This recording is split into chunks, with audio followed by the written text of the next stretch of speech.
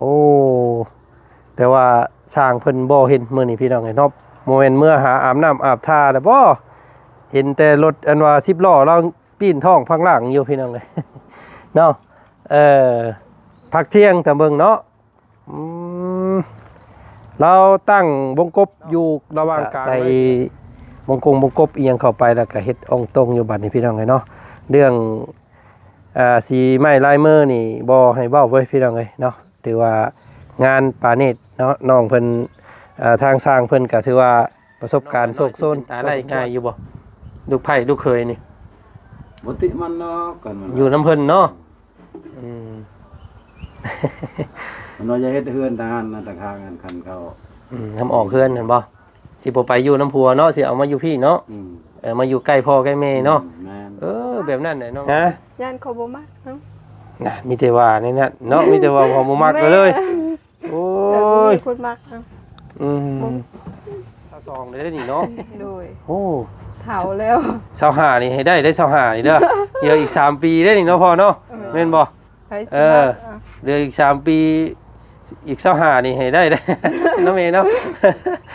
ให้มันเฒ่าอยู่เฮือนโอ้ยเอาหาผู้บ่าวไทยบ่มาให้เรานี่พี่น้องเอ้ยเนาะเอาบ่ผู้บ่าวอยู่คนไทยใส่ก็เอาหมดจนเขามักเพิ่นสิมีอยู่ได้สิมีผู้บ่าวไทยอยากมาดินน้ำอยู่ได้เพิ่นว่าอยู่อีหยังก็จังหวัดกาฬสินธุ์บ่พี่น้องหรือว่า101นี่แหละเนาะน้องน้ำกับน้องหลาน้อยสิรับอยู่บ่เพิ่นว่าเนาะถ้าสิมาดินน้ำว่าซั่นต้อนรับอยู่น้องเนาะโดยมาก็ต้อนรับซ้ำที่เฮามีแหละเนาะโดยหมักม่วงเนาะพอเนาะหยัดโบกหมักม่วงสุกเนาะ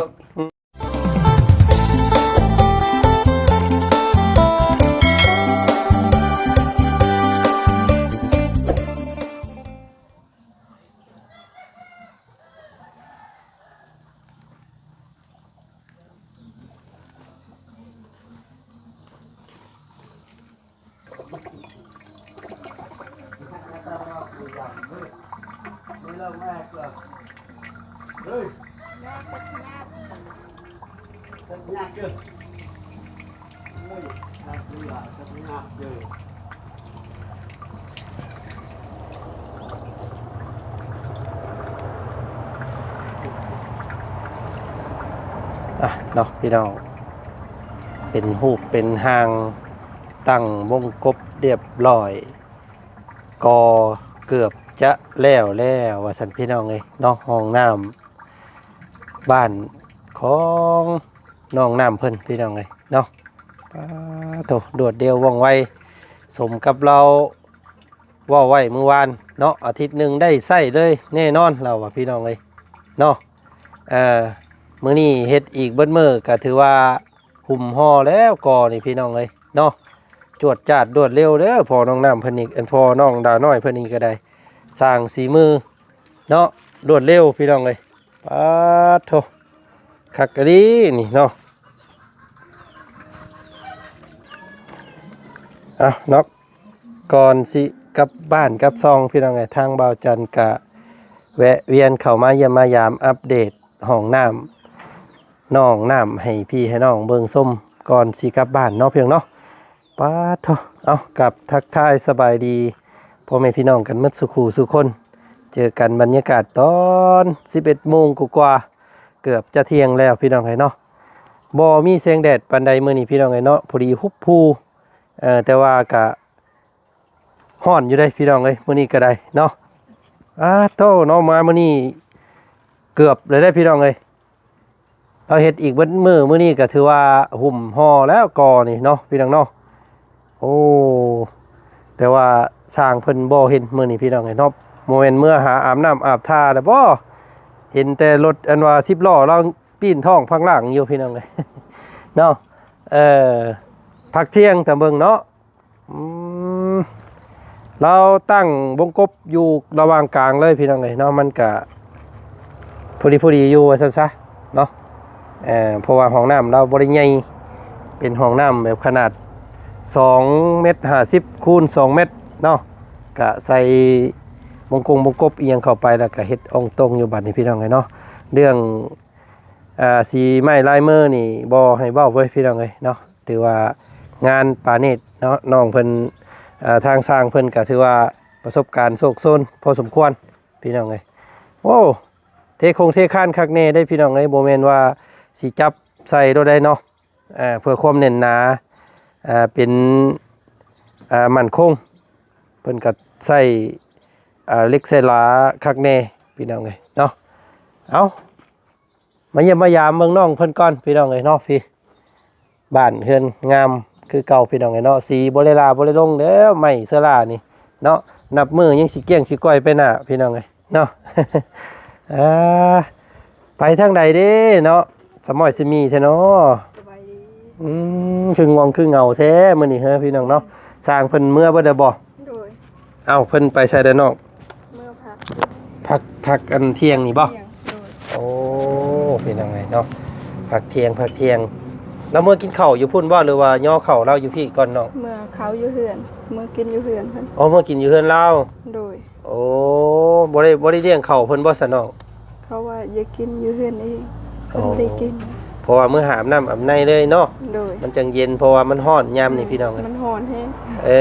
เจ้าว่าเจ้าบ่มีแนวกินให้เพิ่นไปจักอีหล่ะ แม่น มีแต่ เนาะ ข้าวกับแจ่ว โอ้ยมามื้อใดก็มีแต่ย่อแล้วแจวแล้วก็หนีเมื่อเฮือนแล้วเฮ้ยพี่น้องเอ้ยเนาะ สร้างผู้เดียวเนาะ โดย มื้อนี้เพิ่นมาเฮ็ดอยู่มื้อนี้ก็เนาะ โดย เพิ่นก่อเพิ่นตั้งมงกบนี่มื้อนี้เนาะแต่เมืองเนาะ โดย อ๋อแล้วเฮ็ดผู้เดียวเราบ่ ผู้เดียวเพิ่น กับอันทางตู้พ่อกับ พ น้องๆนี่แหละซอยเนาะ โดย กอยปูนหิวอีนั่นที่นี่ซอยเพิ่นเนาะ โดย เครื่องเงินดินเครื่องดอนถ่าเพิ่นว่าซั่นซาพี่น้องเอ้ยเนาะก็ซอยกันนั่นแหละพี่น้องเอ้ยเนาะ อืม เราก็บ่มีลูกน้องพี่น้องเอ้ยเราเอาเวทผู้เดียวเนาะจักเท่าใดก็เพิ่นเว้าเพิ่นทางลุงหนวดเพิ่นจ้างเราเท่าใดก็ สี่หลาน 4 ล้านบ่ โดย 4 ล้านนี่พร้อมเข้าไปนอนเลยเนาะ โดย เอ้ยบ่แม่นพี่น้องเอ้ยพร้อมเข้าไปถ่ายเนาะกินข้าวแล้วมื้อนี้ กินแล้ว กับอีหยัง กินกับเขียด เครียด โดย เอ้าเครียดมาได้ไส ไปการ เจ้านี่บ่ไปการ บ่น้องไปการ เออเอาเฮ็ดนี่ได้กินเครียดเฮ็ดนี่ได้ แกง แกงเอา โดย แซ่บอยู่บ่ แสบอยู่ ลูกสาวกินเขียดด้วยพี่น้องไอ้เนาะ อยากไปเขียดยังไปกินเขียดเต็ม เขาหนาคือเขียด บอกไปเลยเจ้าก็ได้อันไอ้ายซื้ออันเอ็มร้อยมาให้เนาะให้พ่อเจ้าให้ทั้งน้องๆให้ทั้งสร้างเพิ่น ข เด้ อ อบ ใจเด้อ เพราะว่ามาเมื่อวานนี่บ่ได้ซื้อมาให้เราเนาะแต่ว่ามาบ่พอเพิ่นซ้ำมื้อนี้พี่น้องไอ้เนาะแสดงว่าพุ่นแหละช่วงบ่ายเพิ่นมาเติมอีกเนาะ โดย พี่น้องไงเอาเนาะกะดินบล็อกไก่คือสีเรืออยู่เบิ่งนี่พี่น้องไงเพราะว่ายังหลายนี่เพิ่นกะก่อเกือบสิขึ้นได้เลยพี่น้องไงเนาะกะลองเบิ่งค่ะสิพอดีแหละนี่พี่น้องไงเนาะพอดีเพราะว่าทางเบาเสียงเพิ่นกะเฮ็ดอันห้องน้ำน้องนางน้อยเพิ่นอยู่บ้านสกีพี่นั่นกะเพิ่นกะสิกะได้อยู่ว่าซั่นเนาะเอ้ยเป็นนี่ใดทางตัวเมย์นอนท่าเก่าคือเก่าพี่น้องไง โดย สารแงงโยโอ้ยยังบ่ดีบ่เศร้าบ่แม่ยังบ่ไข้ขึ้นบ่ เป็นนี่ใด แล้วก็หัวนะค ไข้อยู่บ่ สบายดีแม่ โอ้ยนอนท่าเก่าเมื่อวานนี่พี่น้องเอ้ยเนาะเตียงไปใช้ได้ซะเนาะอ๋ออยู่นี่ โอ้ยให้สร้างนั่งไปนอนอันอยู่กองไม้นี่พี่น้องเอ้ยโอ้ไม้แล้วก็ยังเดือลายอยู่เด้ โดย เนาะ นอนอยู่เรือนมันฮ้อน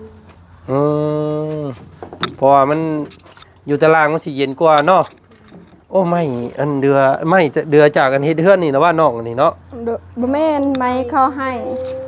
ฮะ ไม้โตเฮือนอันนั้นบ่าวเคยขึ้นนั่นเด้เพิ่นให้เพิ่นเสียแล้ว โอ้เพิ่นได้เอาให้เจ้า โดย อันบ่ได้แม่นไม้เรือแต่เฮ็ดเฮือนเนาะบ่แม่นเนาะ บ่แม่น อ๋อไม้ตัวที่ว่าเฮือนเพิ่นเสียอยู่พุ่นแล้วเพิ่นขนมาพี่บัดนี้ โดย อ๋อ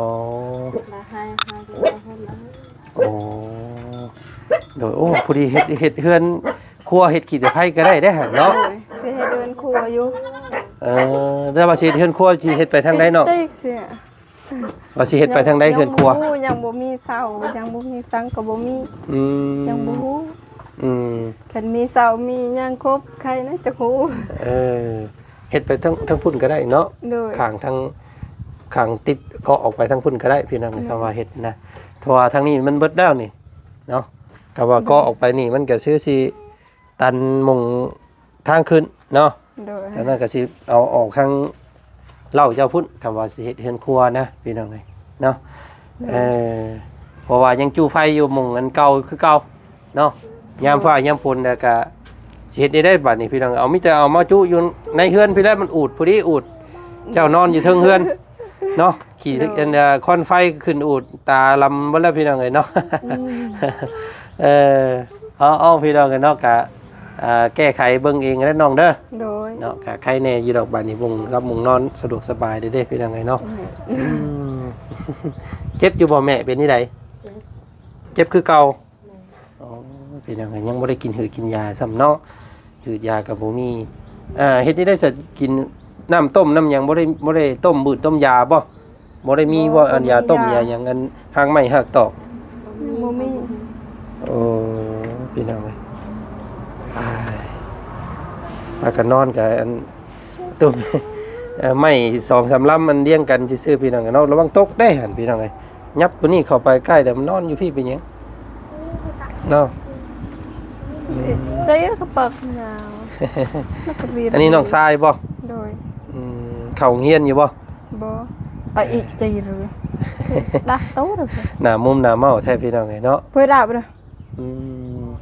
อาบน้ำอาบท่าเด้อ อ้าวลืมจะดี รถจะเอียด เอาอ้ายเข้ามามื้อนี้ก็อ้ายสิมาบอกว่าพวกอ้ายสิขอตัวกลับบ้านก่อนแน่น้องเด้อ เดินทางปลอดภัยเด้อ บ่มีแนวผักแนวต้อนบ่ บ่มี บ่มี โดย น้ำพังสิกินก็ยังบ่มีแน่น้องเนาะ โดย มีแต่ว่าหาสู่สร้างสู่หยังเพิ่นกินได้3อันเฮือนอันว่าห้องน้ำแล้วเนาะ โดย ใครอยู่ดอกเพิ่นผู้เดียวนึงคำว่าบ่มีก็เพิ่นก็เล่นมากินอยู่เฮือนมันใกล้กันอยู่เนาะ โดยเพื่อนใกล้ มีผู้ใดมาหาแน่มื้อนี้ มีแต่เบาเสียง บ่าวเสียงเข้ามา โดย เอ้าอันเจ้าภาพเพิ่นยังบ่เห็นบ่ ไป บ่าวลุงหนวด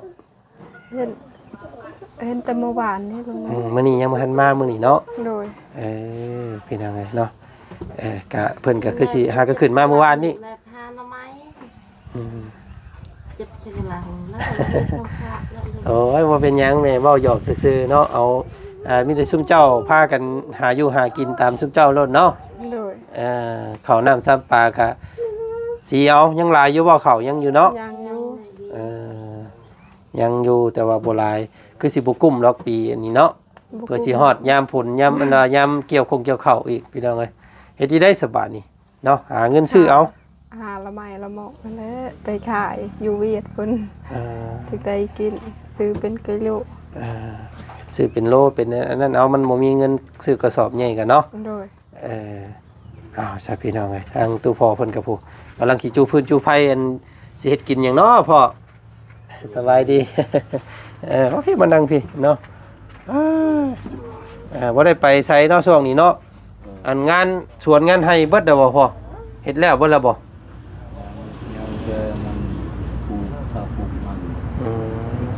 ยังบ่ทันฮอดฤดูปลูกพ่อ ก็ยังมันยังเสียหญ้าหญ้ามันหกบ่ได้พอดบ่ได้ไทยมันบ่มีเงินจ้างเพิ่นเนาะมีแต่เสียเอาทางเอาเอง ทางพอดปลูก เอาพี่น้องเอ้ยเนาะก็ทางตู้พ่อเพิ่นก็ซอยทางพ่อน้องหลาน้อยเพิ่นนี่แหละเนาะเฮ็ดเวียกเนาะให้มันแล้วให้มันงามเครื่องดินเครื่องหยังถ่าเพิ่นเด้อน้องเด้อเจ้าก็เฮ็ดซอยเพิ่นอยู่บ่ บ่มีแต่พ่อกับน้องเฮ็ดซอย งานผู้ชายเนาะ โดย งานผู้หญิงโมเมนต์ได้พี่น้องเอ้ยเนาะพอดีอยากมาถามเรื่องนึงอันครอบครัวของอันเบาซอนนี่นะพ่อตู้ที่มากินข้าวนี่เพิ่นเป็นญาติทางใดกับเรา ทางแม่ ทั้งแม่เจ้านี่บ่ โดย อันเป็นญาติแนวใดกับเจ้าแม่ แม่น้องชนน้องเช้าครับ แบบแม่น้องซอนกับแม่เฒ่าค่อยกับแม่เฒ่าค่อยนั่นเป็นพี่น้องกันเด้ แม่น้องแม่เบาซอนนั่นเป็น กับ เป็นอันน้าสาวเจ้า แม่ น้องไม่เท่าเขา เป็นน้องแม่เฒ่าพี่น้องเอ้ยสร้างมาแล้วพี่น้องเอ้ยเนาะโอ้ยว่าสิหาประกาศหาสร้างอยู่เมื่อกี้นี่ไปใส่เด้ว่ะ ถ้าเพิ่นเมื่อเสริมรอเมื่ออาบน้ำพี่น้องเอ้ยเนาะโอ้เนาะเหือออกบ่ได้สร้างนี่ต้องมาน้ำตลอดได้พี่น้องเอ้ยเนาะต้องเมื่อเข้าน้ำก่อนเราอ่ะพี่น้องเอ้ย ต้องสะอาดด้วยไปวิธีสมัครโต กินข้าวแล้วบ่อันพ่อ กินแล้ว เมื่อพุ่นเพิ่นกินกับหยังมีหยังอันน้องหลาน้อยเฮ็ดหยังกิน กินเจลชำนาญนะไม่หา เป็นยังไงเนาะยากได้ช่วงนี้ก็ได้เนาะมีแต่หน่อไม้หน่อมันได้สักหน่อยนี่เนาะพอเนาะกินลายก็สิเป็นล่วงได้พี่น้องเอ้ย พอดีแล้วมื้อนี้ทางบ่าวบุญเพิ่นก็สิเข้ามาถามเรื่องสร้างนะอันหมู่ที่ว่าทางพ่อติดต่อให้นะเพิ่นอยู่บ้านใดพ่อ มาดงน่ะ โอ้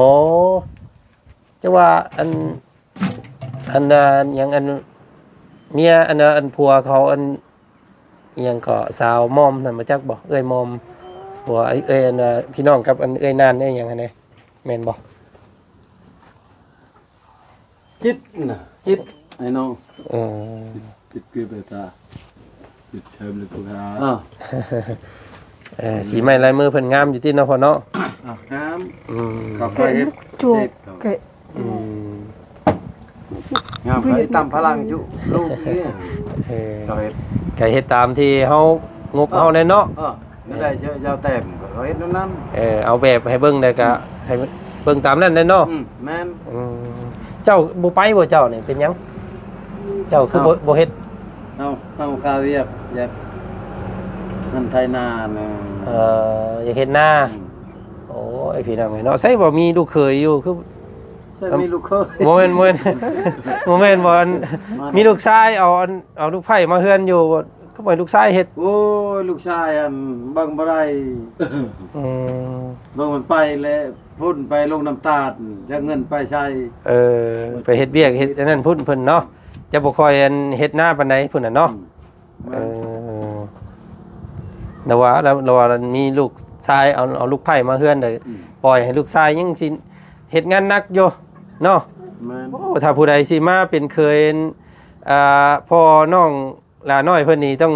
เฮ็ดหน้าเก่งเด้อพี่น้องเด้อเนาะ ลูกไผ่ลูกชายบ่เฮ็ดหนักมีแต่พอนั่นแหละเฮ็ดหนักเขายังทันพาน บ่แบบเพิ่นเห็นว่าเจ้ายังเฮ็ดได้อยู่สินะเจ้าต้องเฮ็ดบ่ได้แหมต้องโอ้ยพอนักแล้วพอบ่ไหวแล้ว ต้องแบบว่าเฮ็ดแบบ โอ้ยอย่าแห้งนะเฮ็ดก่อนนะบ่แห้งแหละมอบลูกมอบเต้าเขาเฮ็ดเองงั้นบัด เนาะ เจ้าจะพระเจ้าเฮ็ดนั่นโอ้ยบ่งามนั่นน่ะเขาเฮ็ด มันบ่คักซ้ำเฮาเฮ็ดเนาะ บ่ทักคือเฮาเฮ็ดเอาบ่ได้บ่เพียงแล้วเฮาขุดใช้เราแล้วไปทุบอีก นั่นแหละอันทางพ่อวาจันทร์ก็คือกันพี่น้องเอ้ยเนาะทางเขาบ่บุญว่าหยังเพิ่นเฮ็ดนี่เพิ่นไถเพิ่นหยังนี่ย่างแล่นไปซ้ำต่ออีกยังฮู้เลย ยังบ่ซ้ำเพิ่นคือเก่าเพราะว่ามันบ่คักนะเนาะมือใหม่กับมือเก่าได้พี่น้องเอ้ยเนาะ10ลูกเขยบ่เฒ่าผู้เฒ่าเพิ่นว่าเนาะ บ่เฒ่าแล้วผู้ก่อนชาติบ่เฒ่าผู้เฒ่าแล้วเอาพี่น้องเอ้ยเนาะก็พุ่นแหละรุ่นกันต่อไปเนาะทางน้องหลาน้อยเพิ่นสิมีข่าวดีมื้อใดโอ้อยากกินอันหนังงัวตู้พ่อเด้เนาะ เนาะสิเป็นตาไล่ง่ายอยู่บ่พ่อสิเป็นได้ง่ายอยู่บ่น้องหลาน้อยสิเป็นตาไล่ง่ายอยู่บ่ลูกไผ่ลูกเคยนี่ บ่ติมันเนาะกันมัน อยู่น้ำเพิ่นเนาะมันว่าจะเฮ็ดเฮือนทหารนะทางกันคันเขาทำออกเฮือนเห็นบ่สิบ่ไปอยู่น้ำพัวเนาะสิเอามาอยู่พี่เนาะมาอยู่ใกล้พ่อใกล้แม่เนาะแบบนั้นแหละน้องน้ำเนาะเจ้าคือกันเด้อเจ้าก็ใช้บาดนี้ดีที่แล้วบัดบ่มีพี่เนาะสิมาปลุกอยู่น้ำกันพี่บัดบ่มีที่บาดนี้เนาะมีอยู่ยานคอบ่มักฮะยานคอบ่มักน่ะมีแต่ว่านี่นะเนาะมีแต่ว่าพอบ่มักเลยโอ้ยคนมักมีแหละเนาะคนเฮาเนาะมันชักมือสักวันมันก็สิมีนั่นแหละพี่น้องเนาะตอนนี้เจ้ายังบ่มีแต่ว่าอีกจักมื้ออยู่ไปเรื่อยๆมันอาจสิมีแหละผู้มาจีบมาแอนเนาะตอนนี้ยังบ่มีตายคักพี่น้องเลย22ได้นี่เนาะโดยโอ้ เฒ่าแล้ว25นี่ให้ได้25นี่เด้อเดี๋ยวอีก3ปีได้นี่เนาะพ่อเนาะแม่นบ่ เดือนอีก3ปีอีก25นี่ให้ได้เด้ เนาะแม่เนาะ ให้มันถ่ายอยู่เฮือน โอ้ยเอาหาผู้บ่าวไทยบ่มาให้เรานี่พี่น้องเอ้ยเนาะเอาบ่ผู้บ่าวอยู่คนไทย อีใส่ก็เอาเบิดขึ้นเข้ามัก เพิ่นสิมีอยู่ได้สิมีผู้บ่าวไทยอยากมาดินน้ำอยู่ได้เพิ่นว่าอยู่อีหยังก็จังหวัดกาฬสินธุ์บ่พี่น้องหรือว่า101นี่แหละเนาะน้องน้ำกับน้องหลาน้อยสิฮับอยู่บ่เพิ่นว่าเนาะถ้าสิมาดินน้ำว่าซั่นต้อนรับอยู่น้องเนาะ โดย มาก็ต้อนรับซ้ำที่เฮามีแหละเนาะ โดย หมักม่วงเนาะพอเนาะยัดโบก หมักม่วงสุกเนาะ ในคันจูลูกอยากกินก็ปิดโลดกินโลดบ่ให้ มีแต่หมกม่วงกับอันแกงหน่อไม้นี่แหละเห็นอย่างไงตอนรับ แจ่ว แจวนี่เพิ่นบ่ฮู้เด้แจวมันหยังแจวว่าซั่นน้ำพริกเนาะเพิ่นเอิ้นเนาะน้ำพริกตำบักพริกนี้ถ้าพังไทยเอิ้นตำบักพริกพังไทยเอิ้นน้ำพริกเนาะบ้านเฮาเอิ้นแจวบักพริก ต่างกัน ต่างกันอยู่ว่าเนาะคำ เจ๊เพียก็บ่มีเด้อเจ๊ งัวก็บ่ได้มีเลี้ยงเนาะอยู่พี่เนาะส่วนหลายเพิ่นบ่ค่อยเลี้ยงงัวเนาะอยู่พี่เนาะพ่อเนาะ เขาเลี้ยงจักกี้อันนี้เขาเฮ็ดชูนมันแหละหมดเขาขาย เพราะว่าย่านมันไปเข้าสวนมันสวนนั่นเพิ่นเนาะ ช่องโตอัน หายากได้งัวควายอยู่พี่เนี่ยยากเนาะสังเกตหาอันน้องน้ำหาขี้พุ่นขี้เพื่อยมาใส่ยังบ่อยากมีเนาะ บ่มี งู คือน้องแซ่เพิ่นบอกแล้วพี่น้องไงเนาะน้องแซ่เราเข้าไปหาบ่มีแล้วว่าขี้พุ่นเรา บ่มี มีแต่ขี้คนเรา ใครอยากจับกี่คน นี่แหละพี่น้องไงเนาะก็ต่างกับแถวเฮาอยู่ทั้งบ้านทั้งพวกอ้ายเพิ่นยังหลายงัวควายโอ้ยยามให้ยามหน้าระวังแต่มันกินข้าวแหละอยู่ผู้เพิ่นปล่อยแว่หลายเนาะแม่ส่วนหลายแว่หลายอยู่ พอไปตัด เอาเอ็มร้อยให้ตู้พ่อตู้อันนั้นเพิ่นแน่ โดย เนาะโอ้ยเนาะกินละลายแล้วน้ำแม่เด้อจักสิหาหื่นหาบาหาบ้านอย่างนี้มาต้มให้เรากินพี่น้องเอ้ยให้นิ่วเราออกนี่เนาะ ได้เอา เอาแน่นอน เอาเอ็มร้อย เอาแรงๆล่ะหาแห้งๆล่ะ บ่จัน ย่อ กิน ยแล้ กัน ว เนาะ จอยแล้วพอน้องน้ำก็ได้ บ่ พี่น้อ จั ง น โอ้ยเฮาเอาแล้วอ้ายได้แล้วน้องเอ้ยเนาะเอาไว้ให้น้องๆเพิ่นผู้ซอยเวียกเพิ่นเด้อ โดย เนาะค่าแล้วอยู่ว่าพร้อมมื้อนี้ โอ้ยบ่แล้ว พี่น้อง งานอีก นะแล้วอันเอาตัวกอนี่นะ บ่เร็ว เอา มื้ออื่น หุ่มอยู่บ่มื้อนี้ แบบยำทันแห้งแล้วขึ้นทำบ่ได้ อ๋อต้องให้มันแห้งไปนํเพราะว่าเฮาสิเฮ็ดเทื่อเดียวรถยันมันโค่นเนาะเฮาต้องก่อขึ้นซ้ำนี้นะเฮาต้องให้มันมื้อหนึงก่อนจังมาอีกเนาะเพราะว่าเฮาบ่ได้เทคานทับเด้ว่าสิขึ้นไปเลยบาดเดียวเด้โอ้ยก่อไปก่อมาน้องน้ำเข้าห้องน้ำอยู่ง้อยลงหั่นโยเนาะ โดย บ่เอาได้แบบฉันเนาะ น้องน้ำเนาะ โดย เอาเบิ่งอยู่หั่นตัวนี้พี่น้องโอ้แบบเฮาเครื่องทรายมันก็ยากเนาะเพราะเนาะมันเปียกเนาะมันเป็นทรายเปียกมันบ่คือทรายแห้งพี่น้องเอาเนาะจังไดก็คือสิพออยู่ดอกกอว่าซั่นซะเดี๋ยวติดต่อทางเบาลุงหนวดอีกเนาะว่างบยังซื้อเฮทรายได้อยู่บ่หรือว่าจังไดเนาะพี่น้องเนาะจังไดก็ดีใจนำเด้อมารอบหน้าสิได้เข้าเนาะห้องน้ำเจ้าเนาะรอบหน้าผากกันท้องผากใส่น้ำในเด้อท้องหน้าเด้อ โดย เอาน้องเว้าหยอกว่านัวหัวม่วนเด้อเรื่องสู้เรื่องแพนก็ได้เนาะ โดย เรื่องนั้นก็เป็นของเจ้าเองนั่นแหละเนาะ โดย เจ้าฮักไผมักไผกะ ตามใจ ตามใจนั่นแหละเนาะ โดย พวกอ้ายหาให้บ่ได้หรอกตัวนั้นเนาะเพียงเนาะ มีแต่ซอยเรื่องเฮือนเรื่องซ่านนี่แหละซอยเว้าซอยจาซอยเป็นผู้แขกในงานให้เนาะ โดย เอามื้อนี้ไปป้าก่อนเด้อบัดนี้เด้อ โดยเดิน เมื่อ ทาง ป้าก่อนเด้อ ปลดภัยเด้อ มื้อหน้าเพิ่นละพอกันใหม่เนาะ โดย มื้อนี้สบายดีน้องๆเด้อ สวัสดี ไป กินข้าวกินน้ำก่อนจังครับ ไปเนาะมีแต่แจ่วเลยไปสิกิน มื้อหน้าเด้อเก่งก็ไม่เด้อมื้อหน้าเด้อพี่น้องไงไปเอาเนาะมาเว้าโนโหมอนน้ำน้องเพิ่นมื้อนี้ก็พี่น้องไงก่อนสิกลับบ้านเนาะก็สร้างก็ถือว่ารวดเร็วว่องไวเนาะสรุปแล้วพี่น้องไงเนาะบ่จันก็หากะฮู้แม่น้องสอนเพิ่นน่ะเป็นน้าสาวของเราของแม่น้องน้ำพี่น้องไงเนาะก็ ถือว่าเป็นญาติใกล้ชิดกันเนาะเป็นไปกันไปบ่ได้เลยว่าซั่นพี่น้องเอ้ยเนาะจะลงเอยด้วยอยู่นํกันนี่นะพี่น้องเอ้ยทางน้องสอนเพิ่นก็เอิ้นน้องน้ำเพิ่นนั่นเอื้อยนะพี่น้องเอ้ยเนาะก็หักแพงกันไว้พี่น้องเอ้ยเนาะก็ขอขอบใจทาง FC เนาะพี่น้องที่หวังดีอยากให้น้องน้ำพบพ่อคนดีว่าซั่นซะเนาะก็น้องเพิ่นยังโสดเด้อพี่น้องเด้อ22ปีแล้วเนาะเราใกล้สิขึ้นคานแล้วเราพี่น้องไงทางน้องเพิ่นก็ได้เนาะกะสิยากอยู่พอน้องเพิ่นบ่ได้ไปซาเด้อพี่น้องไงเนาะบ่ได้ไปดินไปแอนแล้วก็บ่ได้คอยล้มกับผู้ใดนะถ้าคนในลักษณะแบบนี้นี่จะหาคู่ครองยากอยู่นิดนึงเนาะเพราะว่าเฮาบ่ได้คำมาเฮาก็มีแต่นอนอยู่เฮือนถ้าบ่มีผู้อื่นมาดินก็บ่ได้ดินนะพี่น้องเนาะมันเลยแบบว่า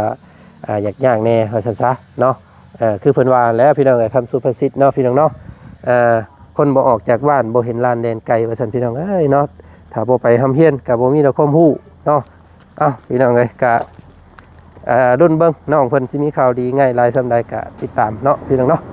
เทื่อหน้าเทื่อในสิแวะเวียนเข้ามาใหม่เทื่อนี้สบายดีเด้อเบิดสุขุสู่คนเจอกันใหม่เนาะพี่น้องไป